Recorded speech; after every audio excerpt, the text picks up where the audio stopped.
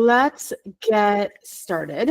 So the point of tonight's class, Bezrat Hashem, with the help of Hashem, first of all, I just want to thank some really kind people who sponsored tonight's learning and is allowing this to be in partnership and to share Torah in a way that is meaningful and present. And I think that's really the theme of tonight, really recognizing that Torah is that bridge that takes us from inside of our own hyper specific experience, if I will, from that experience that is so, that where I see my world as only that which presents itself to me, and being able to see God's perspective on the world and see what's possible for this world. And that's what Torah does, and that's what Torah opens up for us. And we have these 49 days of the Omer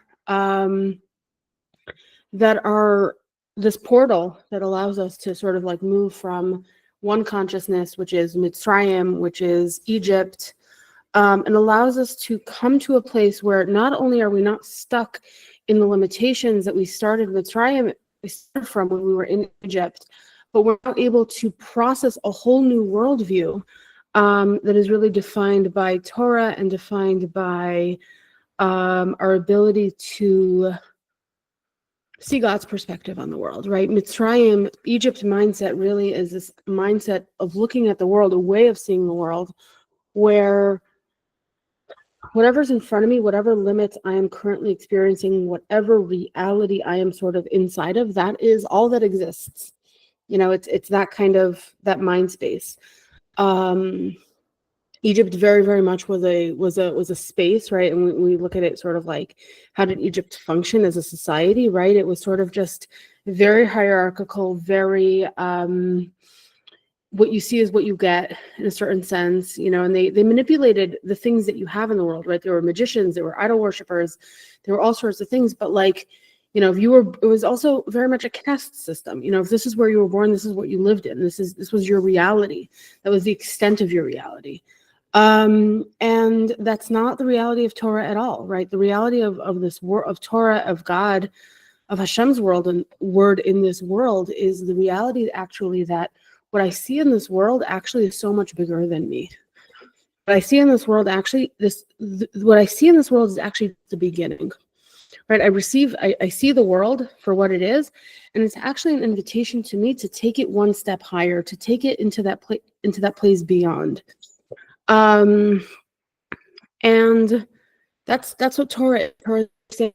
How you show up to this world, what you see in this world, you see that requires, attention, fixing, love, beauty. What are those places that you see it, and how can you bring that in, right? So, for example, right, one of the basic tenets of Torah, really, right, more than so much of our Torah actually really reflect not a relationship between us and God, but actually a relationship between us and man, right? All the mitzvot of between us and our fellow.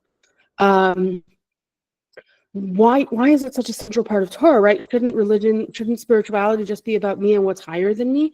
And no, because if I don't have that vertical reality in the world, right? If I'm not looking around myself and seeing this world as a place that I can actually affect, a place that I can actually do something new, I'm not really engaging, right? Like I could just be siloed in like, a mountain or a castle or whatever it is, and sort of have that same experience, which is definitely a philosophy that certain religions, if you will, or certain places have, but it's not Torah, right? Torah is about actually being so fully present and fully invested in this world, and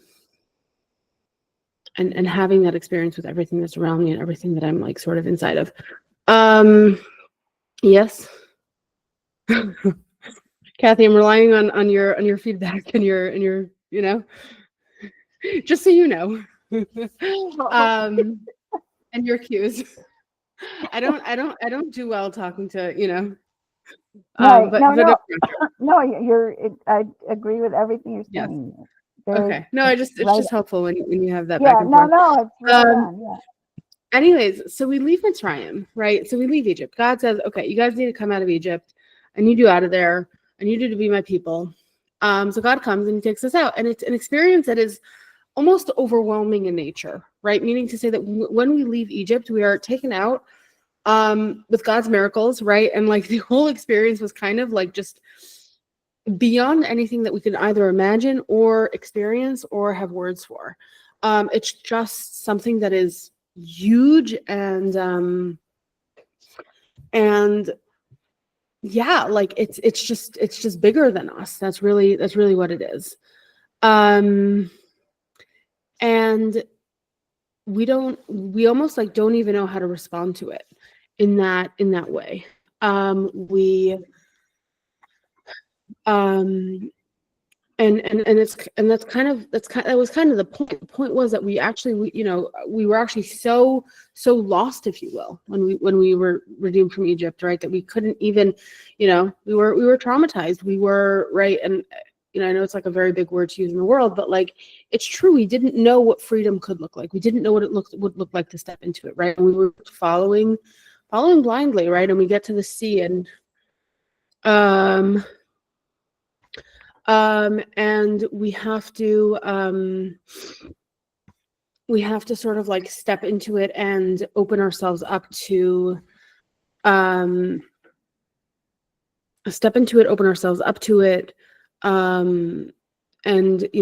for example, right, the splitting of the sea actually was this completely, we were lost. We were like, we may as well just jump into it. We may as well, like, there's no way for us to relate to this or engage with it or be inside of it.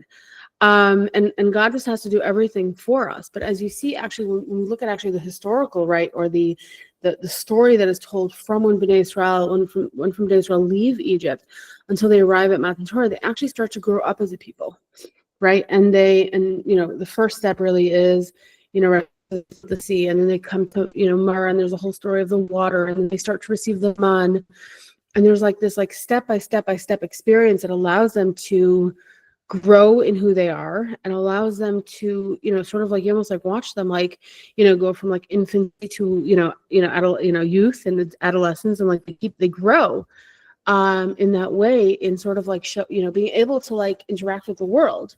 And finally we get to Matan Torah, we get to Har Sinai actually, and very famously, like, right, they arrive in Har Sinai, in Sinai, and it says, the pasuk says, "Vayichan Sham Yisrael," right, that they camp there, and more specifically, right, it says, and like it's said in the singular, right, and Rashi very famous comments, why is that, right? Because they arrive in Har Sinai ke'ish echad b'lev echad, with one person with one heart. And there's this totally unified experience, and actually really the experience of being able to be so unified, that is actually a maturity, that is a ability to see another, to be in, right, like, meaning like as children, right, so often, right, like sibling rivalry is like such a big thing because you can't get along with someone else. Someone else who threatens your existence is an enemy, not an enemy, but you know what I mean. And it's that ability to mature over those 49 days. So what happens? Is that we are able to step more and more and more into God's worldview. We're actually able to grow up, mature, process, become something bigger than us. And that allows us to actually stand before God and have that revelation of Sinai, which is not just like the revelation of Yetziat Mitzrayim, right, which was just like this bowling over of, just rescue mission, but it's a partnership. Sinai is really a partnership where we carve this brit with Hashem, where we basically say, yes, I'm in this with you. I'm actually ready to be in a relationship, and we actually are able to recognize that, hey, I don't want to just be in a relationship with God where God is I mean, obviously God will always be bigger than us or beyond our comprehension and who we are. But there's something bigger that's actually happening here, and God is inviting me into a process that I want to be part of, right? And that's what Torah is. Torah is inviting us into a process, into a vision for the world, into why God created the world to begin with, right? Which is what we want to explain right now. Like, that's what I want to get into a little bit. So great. Yeah, what? Beautiful. It's beautiful. Yeah. And I think that there's so much richness there, because suddenly Matan Torah now, when I'm able to look at it that way, when I'm able to realize that receiving the Torah is actually God inviting me into His vision for what's possible in the world, when I'm able to start seeing it that way, very often Torah is seen or experienced as something that's outside of me, right? Something that I need to change myself to become, if that makes sense, right? Something that I need to leave my personal experience and like enter into another reality. Right. And sometimes that's true. Sometimes actually I need to step out of myself, right? And Torah allows me to step outside of myself. But Torah is actually something that is given to me in my human form. There's a very, very famous piece of Gemara actually that describes in Masechet Shabbat, there's a whole conversation about where they sort of describe Matan Torah. They describe the experience of receiving the Torah, and there's this piece here that's very, very striking that actually describes how when Moshe comes up, Moshe ascends to the heavens to receive the Torah. The angels kind of all freak out. They all have this moment of panic, and they're like, what is, and it's funniest language actually. I basically say, what is this son of a woman doing here, right? Like, and it's so interesting to think, like, for the angels, like the worst insult that they can give someone, right, is like son of a woman, right? Like someone who is born, someone who is mortal.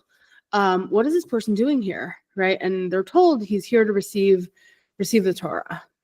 And they go into this frenzy, like, what do you mean? Like, why is he getting the Torah? We want the Torah, right? And there's this whole argument that goes on between Moshe and the angels, and God basically tells Moshe actually to answer the angels, and sort of like argue on behalf of why should he be the one to receive the Torah. And basically, ultimately, the back and forth is really fascinating, something very, very interesting to analyze in and of itself.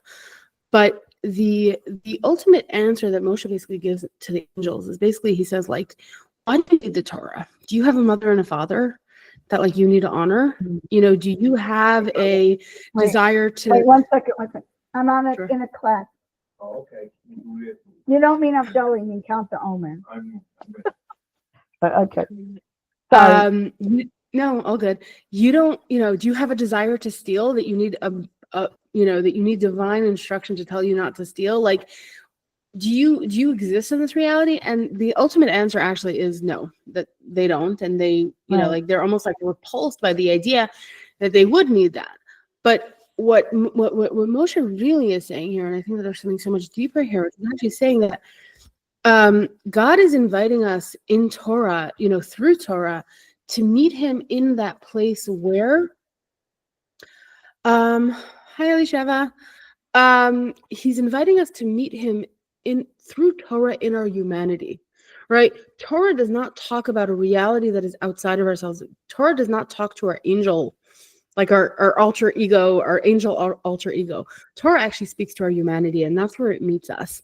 And we have mitzvot that really talk to the fact that actually I'm living in a world that feels really finite, but God is inviting me into his infinity. And there's this, so I just want to like take another view, if you will, of Matan Torah, which is the following view. So Matan Torah is, there's a lot of different like ways that our sages sort of look at Matan Torah. One of the ways that we look at Matan Torah, specifically in our sages, is as the wedding day between God and Bnei Israel. And it's this day of commitment, this day of marriage, if you will, right? And there's like a lot of different allusions that we have sort of to the real commitment to the relationship that happens between Bnei Israel and God on this day. And one of those more famous allusions is a way to take there's a Midrash that sort of says that when Bnei Israel receive the Torah, God lifts the mountain above their heads, and he holds the mountain up.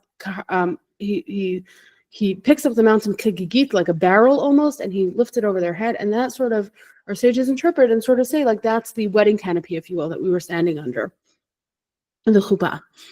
But beyond that, there's actually another really, really wonderful reference to it, and that comes from the book of Shir Shirim, Shir HaShirim, which is written by Shlomo HaMelech, one of the most famous commentaries, one of the most famous ways of understanding Shir HaShirim actually is like the story of our relationship with God through history. So we have this, there's like all like, different allusions to different points in history. Most famously, this is like the view that is taken by Rashi on understanding Shir HaShirim and understanding how it flows and how it's structured. And there's a pasuk in Shir HaShirim that goes as follows, and I'll read it, and I'll sort of explain why I want to highlight it right now. But anyway, 1 second, where is it? Where's Shir HaShirim? No, sorry, 1 second. Sorry about that. Okay, so in Shir HaShirim Parak Hey, we have this pasuk, Parak Hey pasuk Aleph. Basi legani achoti kala. I've come to my garden, my sister, my bride. Arisi mori in basami achalti, right? And like he's going on and on about like the wonderful pleasures of coming back to the garden and all the sensory experiences that are available there. And sages comment on that, and they say that what is this referring to? Basi legani, I've returned to my garden. He's referring to his beloved as his bride. He's saying this is the day actually of Matan Torah, the day of our wedding day with God. And basically they describe and they basically say, what is it basically? So there's a whole analysis in the Midrash on this specific pasuk. And it basically says essentially, why is it saying that I've returned to my garden? Why does it say I came to my garden, I arrived in my garden? What's the language of returning? And the language of returning here, really what it's doing here is actually saying God was once in this garden already. When was God in this garden already? Which garden are we referring to? We're referring to the garden of, which garden? What's the famous garden? Gan Eden. Gan Eden, right? It's this reference of Gan Eden, that this day of Har Sinai, the day of Matan Torah at Har Sinai, we are coming back to that space of Gan Eden. Oh wow, that's so cool. And our sages really take this to a very, very beautiful place where they basically say God created the world for a purpose. What was the purpose for God to be in this world? God created this world for him to be present in. God created this world as a place for his presence, for his Shekhinah to dwell in this world, right? That's why this world was created. That's what this world was created for. And what ultimately happened was that actually, so he created the world, and he was present. His Shekhinah was in this world, and what happened was that because of the sin of the Eitz Hadat, right, God had to take a step back. His Shekhinah couldn't be fully present because there wasn't a full container to hold that Shekhinah.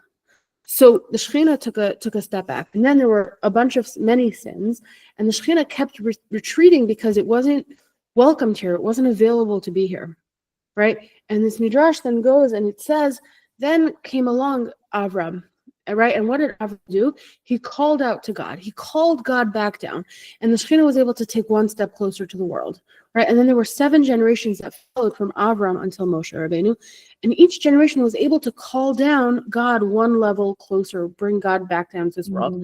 Moshe, as he receives the Torah, what is he able to do? He's able to call God down that final step back down here into this world. And the day of Matan Torah was that day where God's Shekhinah was once again able to be present in our lives. Hashem's Shekhinah was able to show up in the world.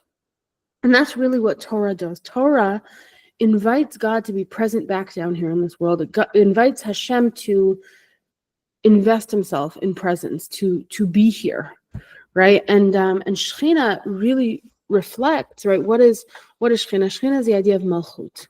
The Sphira that we just started, right? This week we are now exploring the week of Malchut, the week of presence, and the whole idea behind Malchut.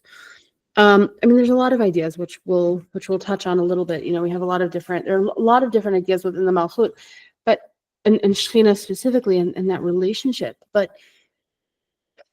if we just take a minute, right, just to even be inside of our experience in this world, inside of our bodies, right, we actually realize that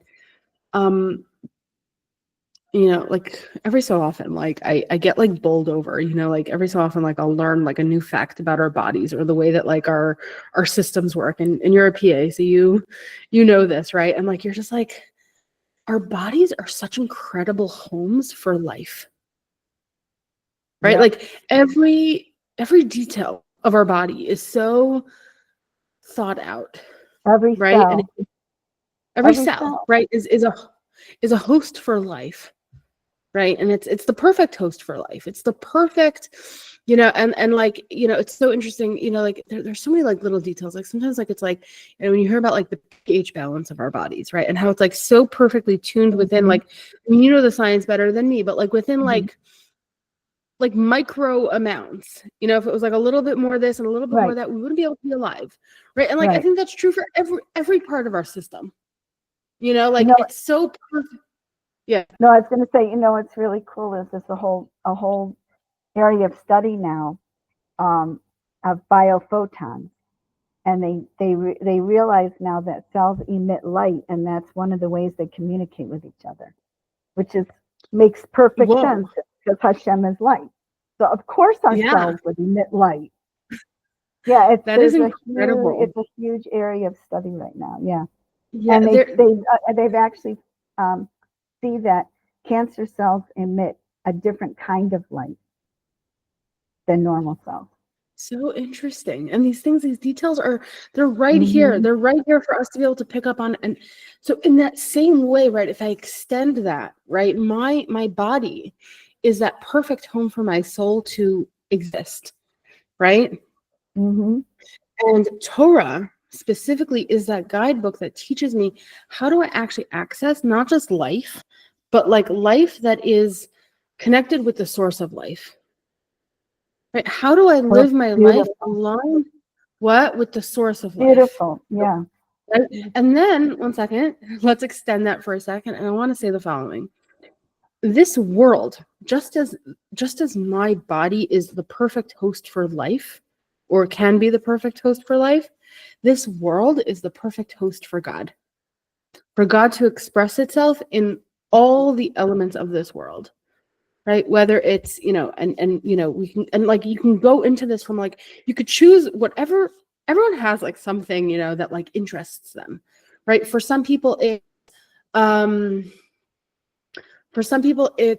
it's nature. I have a friend whose dad loves birds, and like sometimes we talk about a little bit like how that love of birds, like just being able to watch him like be fascinated by such a small creature is something that brings like, you're just able to see, and like again, like that's just one example that's coming to my mind right now, and there's hundreds, thousands, millions of different things that we can each find our interest in. But when I look at this world and I actually am able to see how this is an expression of the Creator, right? And there are ways in which I can engage with whatever thing it is, whether for some people it's economy, for some people it's anthropology, like the way that society, like everyone has like a thing that it gets them going. Right. For some people it's sports, you know what I mean? But there is something godly at that core, and when I can see that godliness and I can bring God there, right, what I do in so doing is I actually allow the world to be an experience where God's presence is shining through whatever it is. It could be woodworking. You know what I mean? It could be building furniture. Right. But when I engage with it from that level of truth, from that level of presence, I'm able to bring the Shekhinah into that moment. Right. Right. And that is what becomes available through Torah study specifically. That is the experience of Torah itself. Torah as showing up in my wholeness, in my hugeness, in the fact that I am a host for life, and this world is a host for life, and Torah is God's way of inviting me into that process. And just as, right, like, if you think about it, so going back to the Gan Eden analogy into that like space, right? So God creates the world, right? And in the beginning, Bereshit bara Elokim et hashamayim v'et haaretz, right? And our sages sort of comment on that, and basically what do they say, right? And it continues, right? V'haaretz hayta tohu vavohu, right? God created everything in 1 minute. right? When God decided that there should be a world that existed, the world existed.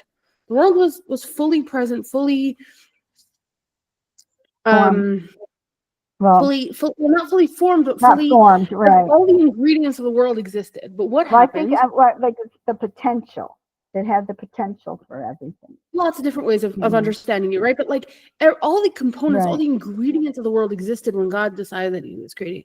What was the next 6 days of, what were the 6 days of creation essentially? Was God sorting through the tohu of the world, the chaos of all of these things, and putting it all in order, right? And creating that that space. And so then we have, right, so the world really existed, on the first day of creation, but it took 7 days, including Shabbat, for it to all be realized, for everything to be put in the world. And we think about Hashem in the garden on the 6th day of creation, when man finally comes into the picture, when relationship finally enters into the picture, right? And the potential that's present there. And you begin to realize that, like, wow, all of this existed from the beginning, but it's taken me to come here for me to realize what that purpose is, right? The same is true when I look at the process from Mitzrayim to Shavuot. When God takes us out on Pesach, he takes us out in our fullness. We're already free. We're already God's people. He makes us into into his people on that day. He brings us into that relationship. But it takes almost the vacancy or the space or the process of the 7 weeks of the Omer for us to get from point A, to get from that place of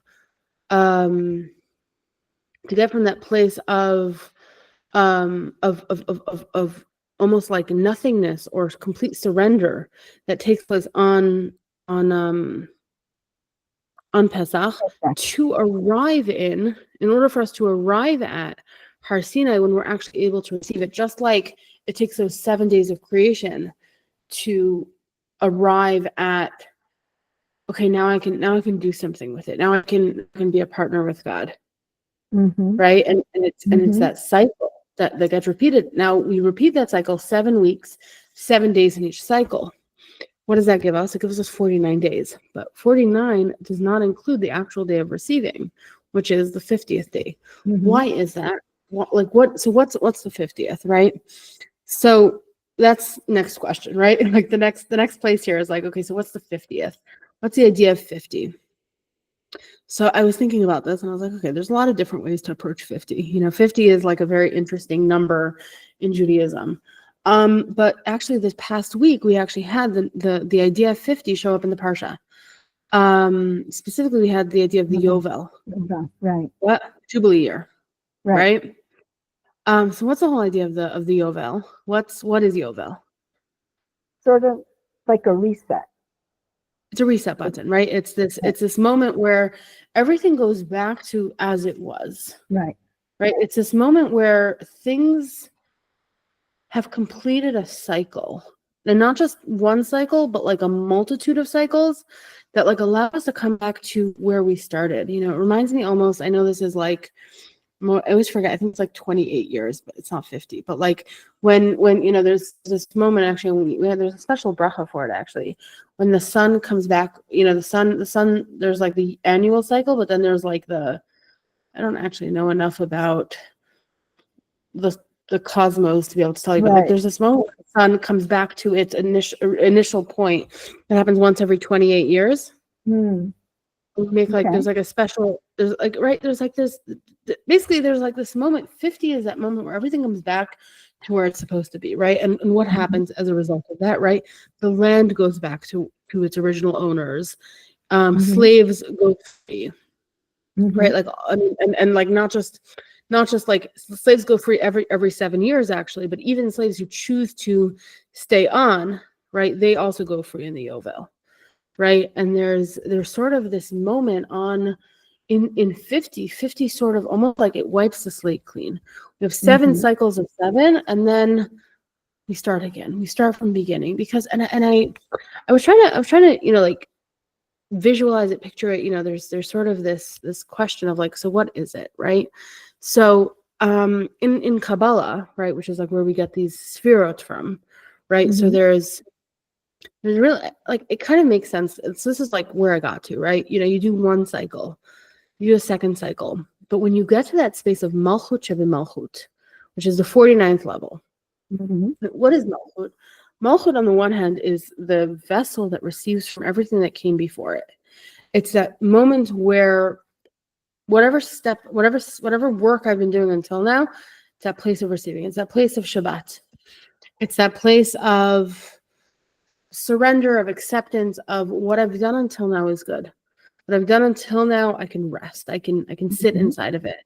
Right? 7, and we spoke about this a little bit when I did the first class on the idea of the Omer in general, right? 7 is the idea is God's stamp.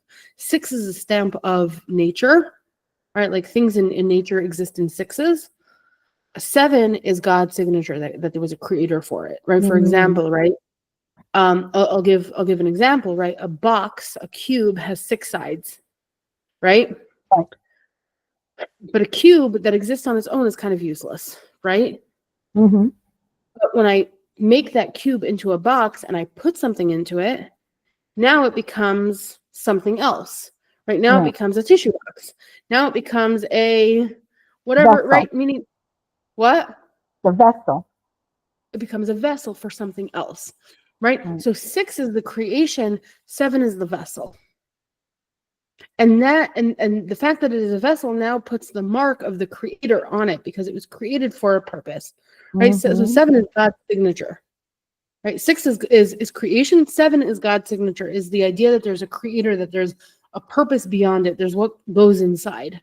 There's what it receives, right? So let's say, for example, right, I start, and like going through the Omer, right? I start with Chesed, and I do all my work within Chesed, and then there comes a point within Chesed where there's no more to do.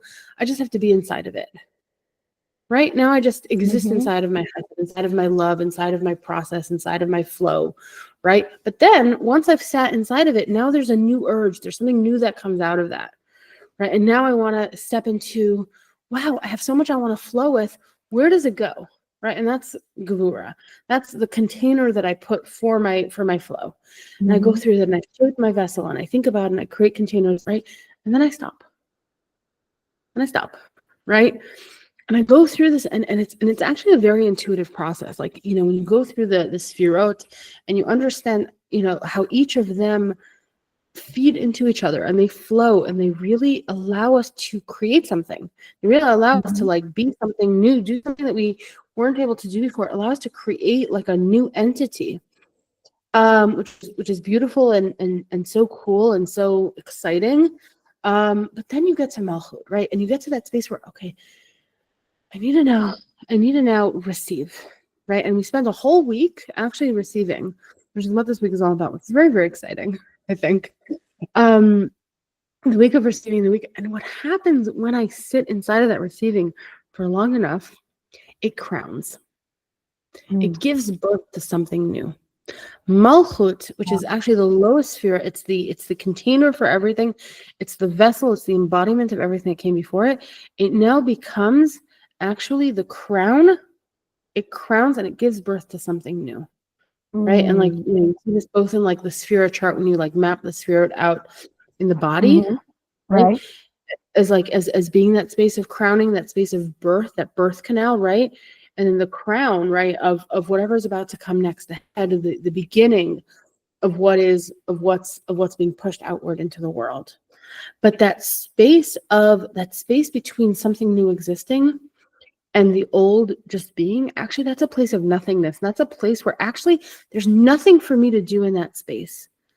I can't actively create it. I can't actively decide what it's going to be. I need to just completely surrender to that process, which is why we don't count the 50th day of the Omer. The 50th day of the Omer is something that happens for us, something that God gives us, right? And most specifically, right, there's this idea actually on when we're speaking about Sfirat Omer, when we're speaking about the receiving of the Torah in this way,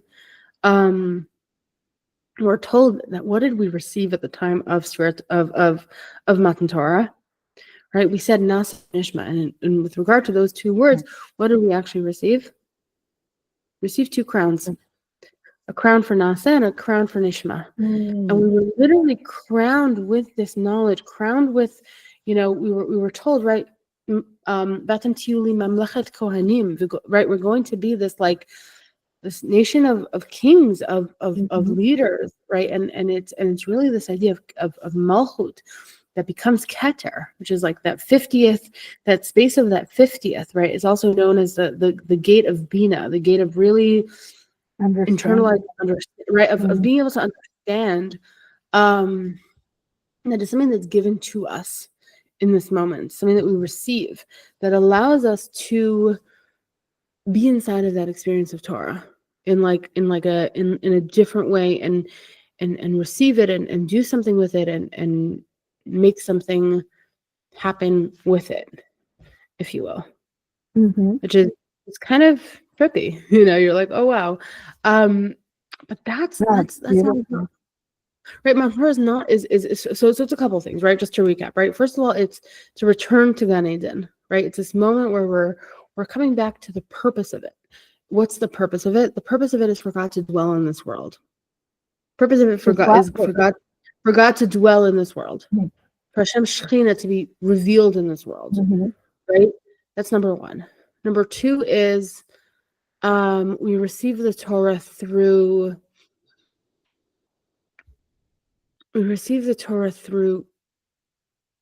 presence, and through awareness of reception, right? And the more space that I receive, that I open for myself to engage with the Torah.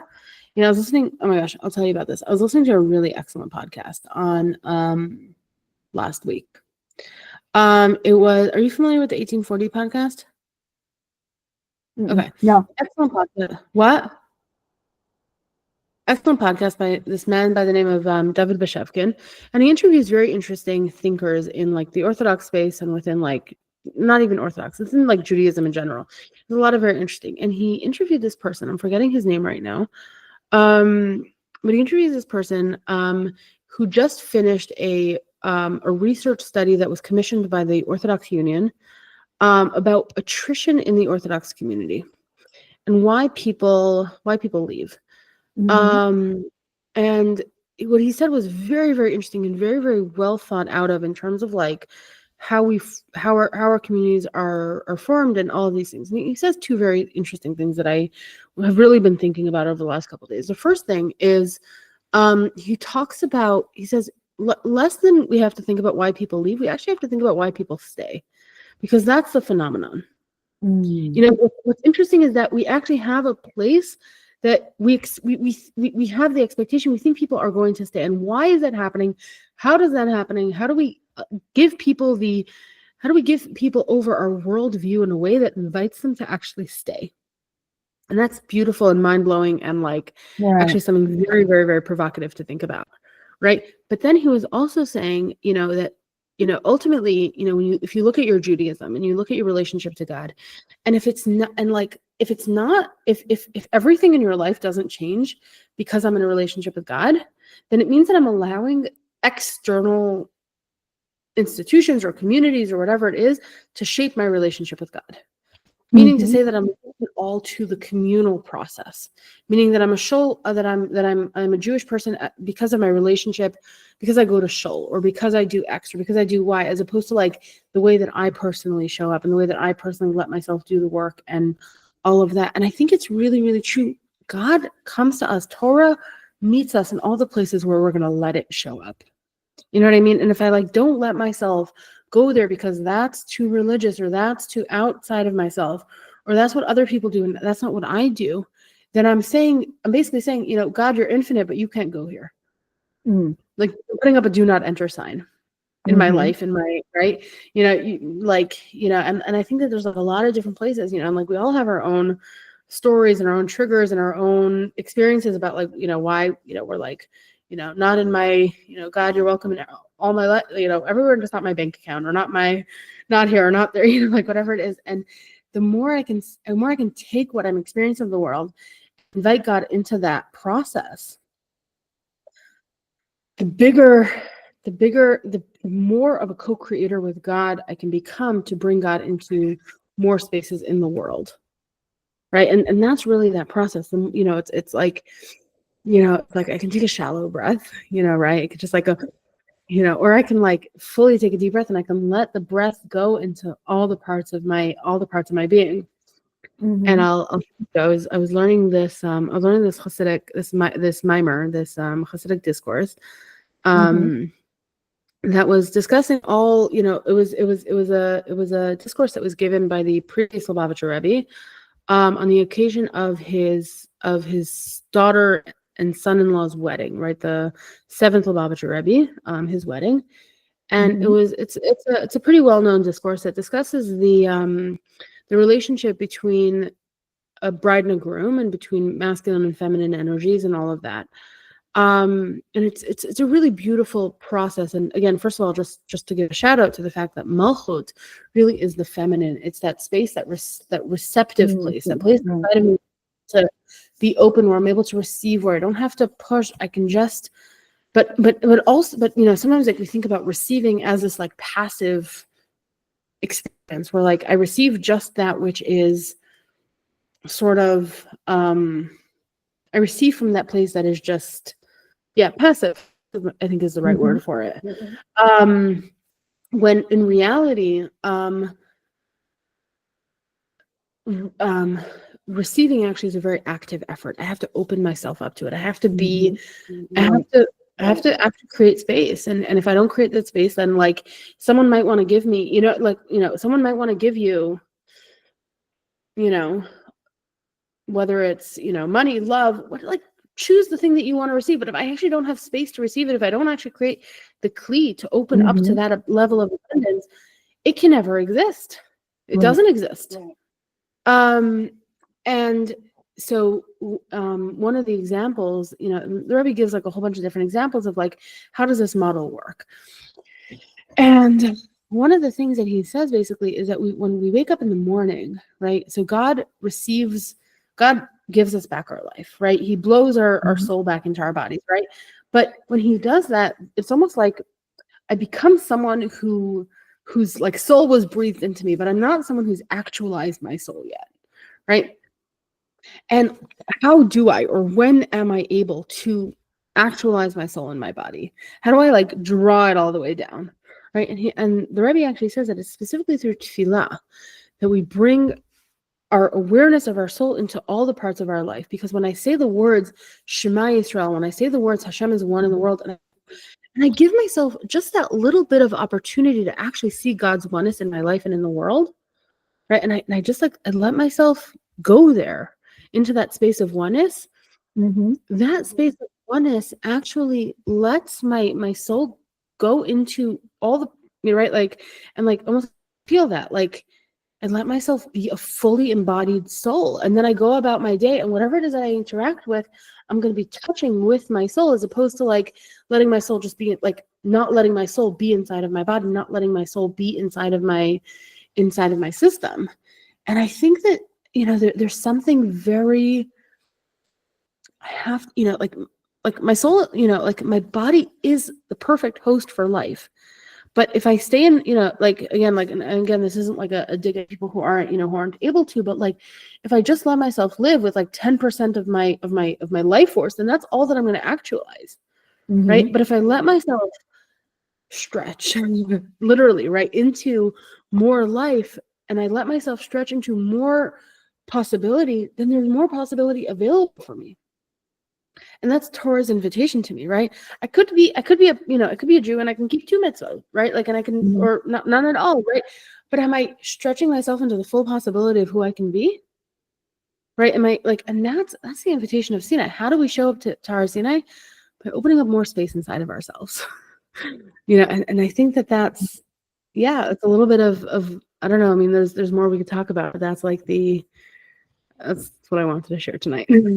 No, it's beautiful. I loved it.